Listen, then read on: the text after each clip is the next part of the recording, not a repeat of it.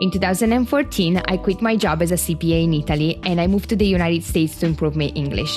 This is how my entrepreneurial journey started, and since then, I've been focusing on growing myself to grow my business. In this podcast, I just want to create a collection of all the lessons that I learned through my mistakes and the success that came from the wins, going through all the stories, the fun facts, and the anecdotes that I've been experiencing through this journey. My name is Cristina, and let's start collecting picture memories. Ciao a tutti e benvenuti. Today, I have Nancy as our guest. Nancy works for nourish.NJ. That is a non-profit organization that provide food and help for people in need. Just to keep it short, but she's going to tell you a lot more about it.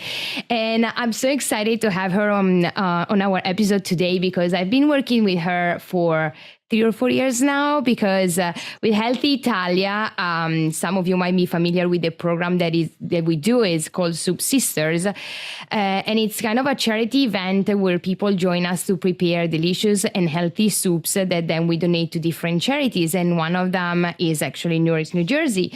And Nancy always comes to be the speaker for the night to explain to our guests where the soups are going and who we're helping and how. So I asked her, and I'm so happy that she accepted my invite to be my guest today, to jump on our podcast to explain you what nourish.NJ does, what her story is, why she decided to join nourish.NJ, what her role is. She actually works there as a corporate engagement manager, and I'm curious to hear personally about it more, what that position is. So welcome, Nancy, and thank you so much for accepting my invitation. And I would start asking you, why join nourish.NJ about 15 years ago? Yes, 15 years ago, if I'm not wrong. And I actually saw that we kind of share the same background, because I don't know if you know it, but I'm a CPA. And I saw that you have an accounting background, and we ended up doing completely different things related to food, to making people happy. So what brought you there? So welcome. Thank you for having me. This is a wonderful opportunity for both of us to share and bring awareness to the community of the great things that we can do together as a community to help others. But yeah, I started 15 years ago, and it's an interesting story. I mean, I have a corporate background. I was in banking, doing other things in my what I would call first career. But then I had the luxury of staying home with my children for a while. Then when I wanted to go back to work, I really wanted to do something in the community that I lived in. So I started volunteering at nourish.NJ, which was at that time the Community Soup Kitchen and Outreach Center. We began in 1984 as a soup kitchen, basically providing meals to homeless people in the community. So again, I live in this community. I've been here 30 years. So I wanted to do something that I felt was for my neighborhood. So I started volunteering, as I said, and then one thing led to another, and I started getting involved in their fundraising platforms, like trying to help them build fundraising, because that was the primary source of being able to buy food to feed people. From there, I guess I really dug deep in, and they decided to offer me a job. So I started. You did great then. You did great. That's a good sign. I guess my business background, my accounting, I became a bookkeeper there. I started working with the volunteers, which I love people. So I love working with the community. And basically, my job evolved. You know, we were a small organization back then with maybe 10 employees. So we did a little bit of everything. But then as I will share with you our growth pattern, we also decided that we needed to expand from a staffing standpoint. So nourish.NJ, as you mentioned, is a food insecurity organization, but that's just one piece of what we do. Our mission really is to look at the root causes of food insecurity and find out, you know, what else is really bringing someone to that point in their life. So we deal with food insecurity, hunger is that piece, and then homelessness and poverty. So really what that means is, you know, when someone's coming to us for food, that's just a symptom. Okay. So we recognize the fact that there's other things that they're dealing with. And so we started to expand with a myriad of services and programs beyond food to address those issues so that we could help people move their lives forward. That'll led us to a lot more fundraising so that we could hire social workers and we could build out programs. So again, food, which is one of the parts that you are a big contributor of, is essential. I mean, no one should be hungry. And, parents, children, they have to live with the fact that they're struggling from paycheck to paycheck. So anything we can do to alleviate that piece for us is just a no-brainer. And we work with folks like yourself who are willing to donate healthy food, because that's also in our mission, health and well-being. So your soups, which are made with fresh vegetables and wonderful ingredients, are given to our guests daily. Whenever you have that opportunity to share your wonderful food with us, you put them in lovely containers, and then we can just hand them out, and they can bring them home and eat them at their dinner table with their families and share a meal, which is something we all take for granted, sitting around a table and sharing a meal. Especially is like, because maybe not everybody knows, but we are located in an area that is considered a very rich area, like wealthy, and you would never think that people are struggling with food even around here.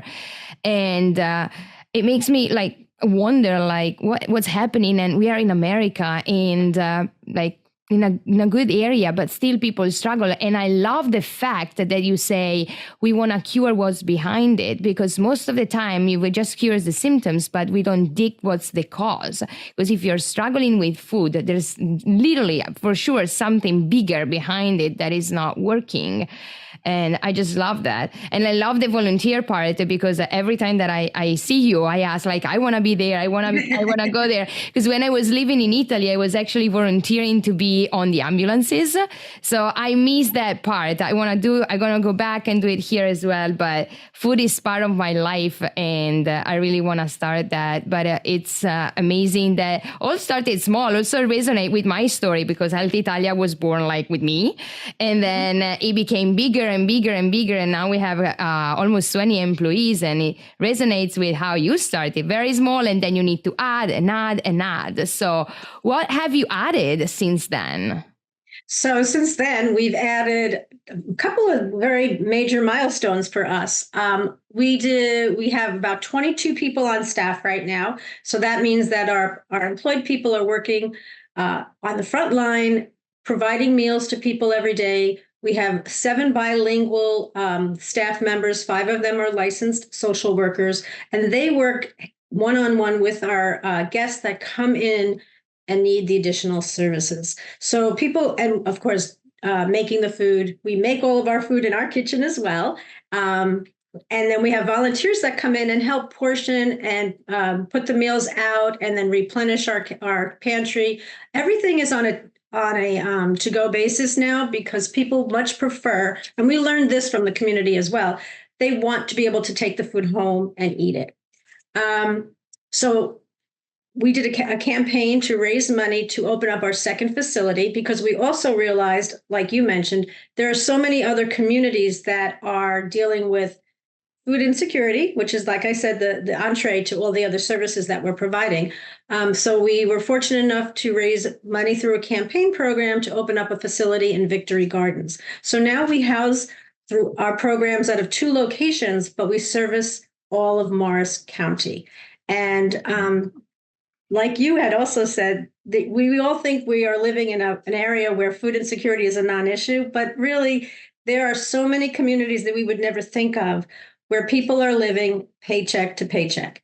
And poverty and homelessness isn't the mindset that we used to have of people on the streets. It's really our neighbors. It is our family and friends that are struggling and don't have a safety net or a support system. So us expanding throughout Morris County has allowed us to kind of create a mobile outreach program so that people can come to us from wherever they are, and be comfortable that they're going to come into a barrier-free environment and get some help to move their lives forward.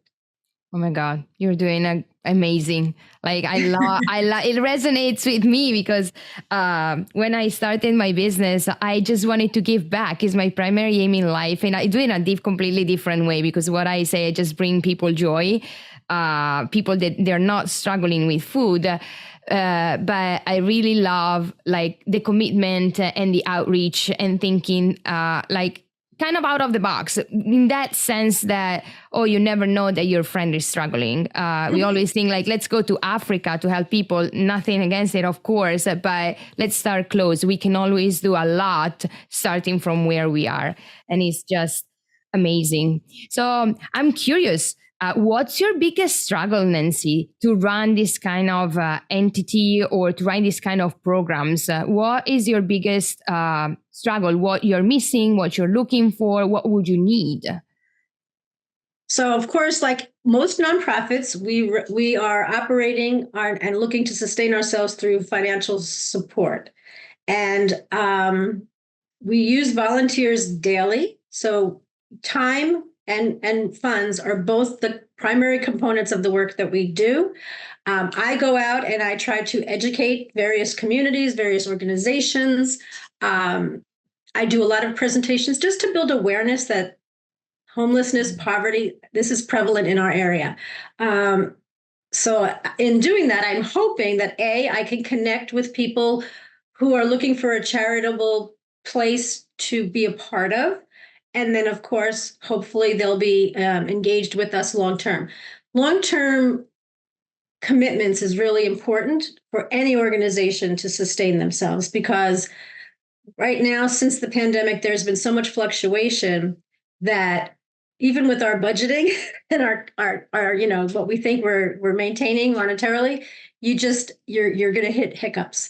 Our cost of food is probably our largest expense right now, because pricing that is affecting all of us, whether we're dealing with low income or not.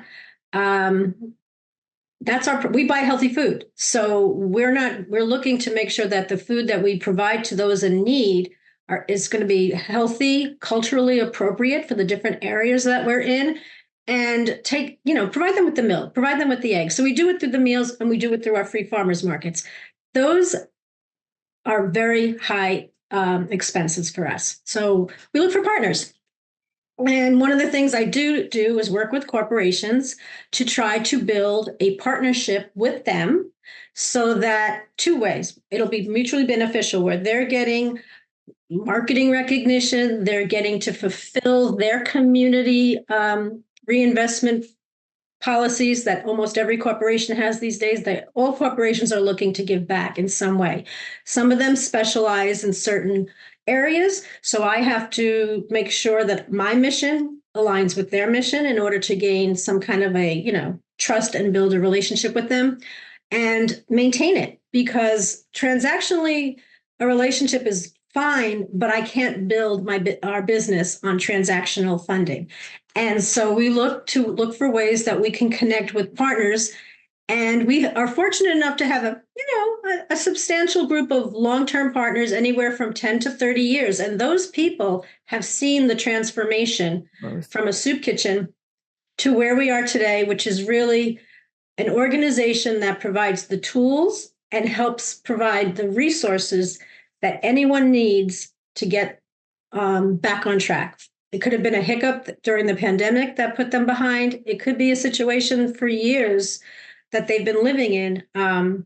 But those partnerships are the reason we've been able to get to where we are today. Absolutely. So you were talking about starting as a soup kitchen to become much more and provide more help, different kind of helps. So what services have you added? You were talking about a social worker working with you and talking to people, housing, if I'm not wrong. So what, if a person needs you, what would you be able to help them with? Sure. I love that question, because we're a wraparound service organization, because we look at the whole person. So we're very client focused. So when people come to us, the first thing we want to do is let them know they've come to a safe place, that they can feel comfortable opening up to any one of our social workers to get help. From there, we listen. We listen to what their situation is. Everyone coming to us has a story, and their story is going to be unique to them. So we sit down, we being the social workers, sit down and we learn what it is that they're struggling with. And then we tailor programs or services that can help them. And what does that mean? That means, number one, are you getting all the assistance government assistance programs or SNAP benefits or anything that's already in place, maybe you're just not aware of that that they can have access to. And part of the problem is managing the process. So we do a lot of, I use the word case management because it's a broad term, helping someone get from the beginning of their crisis to the end. We stay with them on that journey, and we help them find the resources that can help them. We help them fill out the paperwork.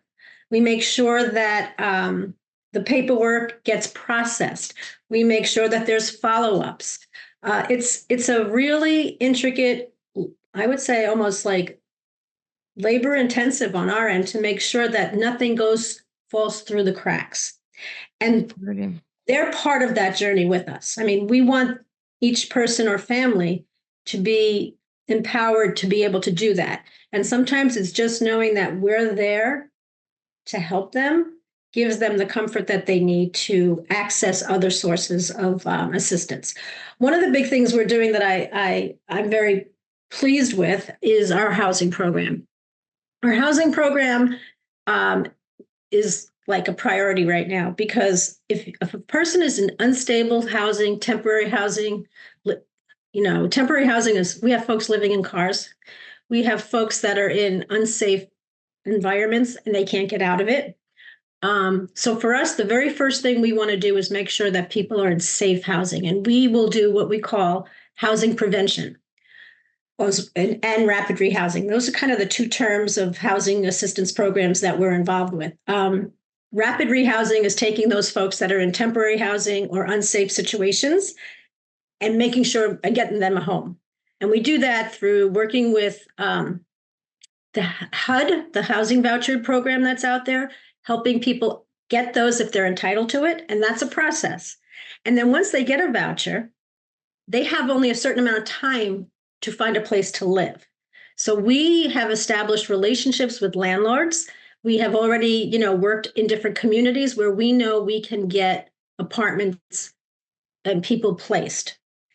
So that's a big accomplishment for us, because a lot of times you're talking about 90 days. And if you don't use your voucher in 90 days, maybe you can get an extension, maybe you can. It really depends on the situation. But what's even more interesting about these vouchers is that there are people that have had these vouchers and didn't know how to access apartments. So again, having relationships in the community is really how we can expand our services.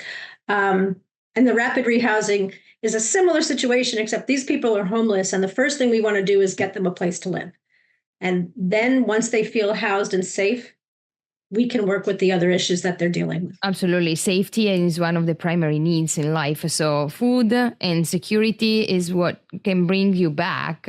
And many times, like when you feel lost and you feel alone, and you don't have a safety net, as you said, or a support system, even if you have the solution, you don't see and you don't follow through. So what you're saying, like, we're there for them, we're there with them, that what makes the difference. Like sometimes an individual cannot function by himself or herself, just need to know, oh, there's somebody behind me that has my back and is going to help me go through that. So that is just... exactly right. Sometimes literally you can't see what's in front of you because you're just lost. So even just being there for them, I think that is a huge help. And just for people who don't know you, Nancy, how many people were you able to help during the past year, usually? And just to give you an idea of numbers. And personally, I'm curious, what is the biggest... The main reason why people reach out, are they younger kids that they don't know how to provide themselves? Are families? Is family abuse? What is the biggest cause of people lost in life? Why? We have a gamut. It runs the gamut. Mental health issues is the biggest reason why people are in an unsafe or unhealthy situation. And mental health isn't just the traditional, craziness or like mental Craziness. disease. It's It's different really topic nowadays. death in the family can cause mental strain. Um, your loss of a job that you have a career and all of a sudden you lose your career and all of a sudden you have a family to raise. I mean, mental illness is a very broad term. So that is what you're dealing with. But I would say that in terms of the population of people, it is anywhere from little children, single moms with children, all the way up to the senior citizens who are living on a fixed income. We're dealing with the whole range. We have a lot of students. So you're dealing with college students that are independent. They're not with their families for whatever reason, and they want an education. They want to do better, but they don't have the financial means to do it. So they're struggling to stay in school. So we're helping them. We have a program right now with County College of Morris where we're delivering meals to the campus twice a week so that students can take whatever financial income they have, put it either towards their education or even towards their housing, and take food off their table. When we do the free farmers markets during the week in different areas, we're seeing moms coming with kids with strollers. And you know how heart-wrenching that is to see children online with their moms or their dads coming for fresh fruits, vegetables, milk, and eggs. So our population ranges. We're dealing with the school systems where, again, kids are going to school. Their parents may not speak English. So, their parents are not necessarily aware of help and services. So we've got into some of the school systems where we can provide our social service information that the kids can take home.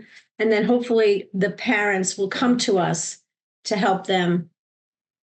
We're doing English as a second language. We were doing it pre-COVID, and now we've reinstituted that program so that we're trying to, again, get people educated so that they can feel comfortable, navigating the systems.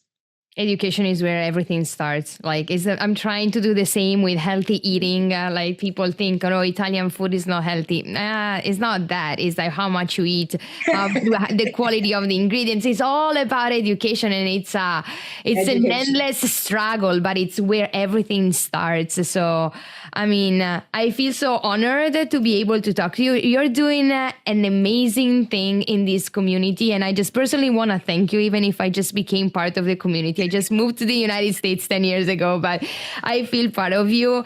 And I just hope that through these episodes or whatever we are doing together, preparing the soups all the time, it's gonna expand the awareness of what you're doing, so you can get more funds, more people get to know you, can talk about you, and maybe become volunteers like Christina at some point. So is there anything, Nancy, that you really want to say, like to get the message out or whatever, or a story, a successful story of somebody that you were able to help and is in your heart, and like, this is what makes me happy to be here every single day. I know I'm doing a great thing. Even without successful stories, you're doing great. But is there a story that you would like to share with us? I would. There's numbers of stories that I could share with you over the years, but a couple of things that come to mind is, when I first started, I connected with a particular guest that was coming to us for help, and listening. And I used to join that person for coffee in the mornings when they came for breakfast. This is when we had sit down dining, and just to hear where they were and why they ended up where they were at that point in time was very emotional for me. So when we were able to get that person an apartment to live in, because he was street homeless, we found that person a place to live and then furnished their apartment. And that person, I connected with that person just because there was just something about the cup of coffee that we had together that did that. But that was one of the first stories that touched my heart, that we were able to take this person house him, furnish their home, provide assistance with food stamps and delivery of meals because there were mobility issues involved, so the person couldn't always come to us. As the years went on and we got into this whole expansion of our programs and services, I can share with you so many types that are just like, again, homeless situation, mentally and mobily disabled. This particular person had exhausted all the other agencies basically and timed out of programs and services that were out there and was about to be really just stranded by herself. 70-year-old woman, might I add, an elderly senior woman with no help.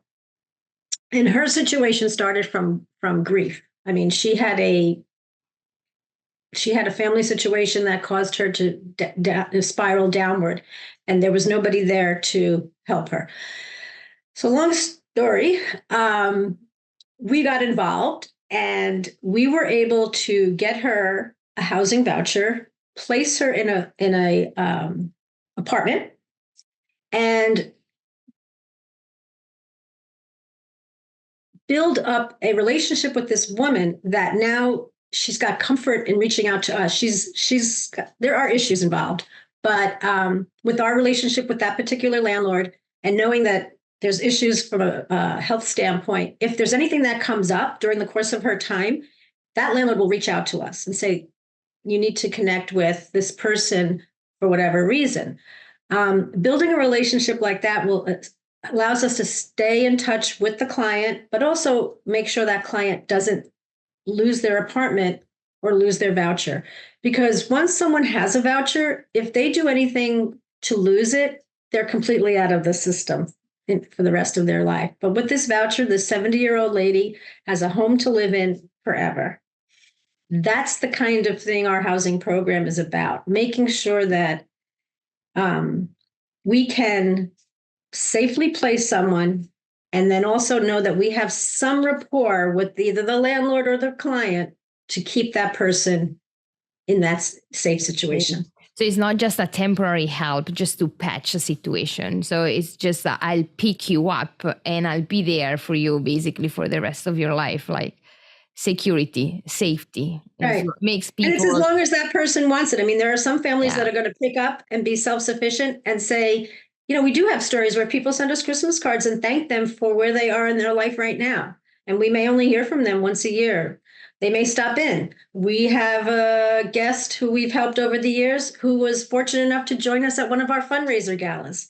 There are situations where people are back on their feet because we were able to provide that interim support and lifeline to them to become self-sufficient. And that's our goal, providing tools. Whatever those tools are that you need, let's get those to you. Let's get you empowered to take care of your life. Absolutely. Thank you so much, Nancy. I mean, it was like mind-blowing for me, even if I've known you for a while, like even listening to this story and what you daily do for people is just amazing. Anything else you want to say? Well, if I could just share one thing that touched me one time, I heard someone say recently, and it's so true. I always say it takes a village because it does, because we can't do this alone. We are a small group. We are helping thousands of people. I didn't even share, you asked me about numbers. I mean, we're doing 30,000 meals the first quarter. That's a lot of food. We're helping 50 people right now who are facing eviction from losing their homes. But what someone had once said to me is, you can change the world by helping one person. You've changed that person's world. So when someone says, it's not my town, it's not my business, it's not my problem, you help one person, you have made a difference in that person's world. Absolutely. And with that, I want to thank you for this opportunity. And I hope that anyone who is interested in connecting with any organization, including nourish.NJ, just, look us up on our website. We have tons of information about what we do, who we are, how to get involved.